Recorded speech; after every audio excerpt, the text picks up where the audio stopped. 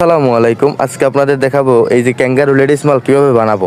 আমরা ফার্স্টে এই যে দেখেন টাফি ফার্স্টে আমরা পেস্টিং লাগাবো। পেস্টিং লাগানোর পরে আমরা এটা মিনিমাম পাঁচ মিনিটের মতো রেখে দেব। এটা শুকানোর পরে তারপর আমরা সোলে পেস্টিং লাগাবো।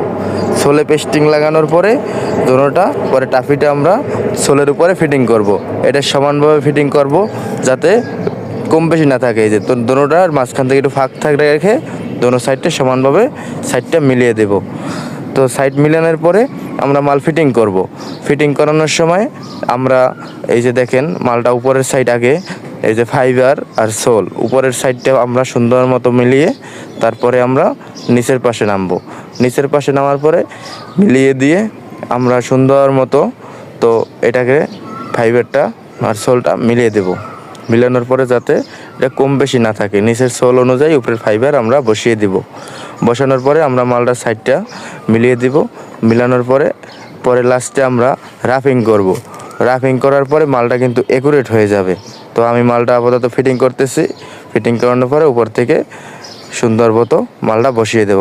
বলটা বসানোর পরে লাস্টে ফিটিং দিব। তো ভিডিওটা কেমন হয়েছে অবশ্যই ভালো হলে সাবস্ক্রাইব করে আমাদের পাশে থাকবেন।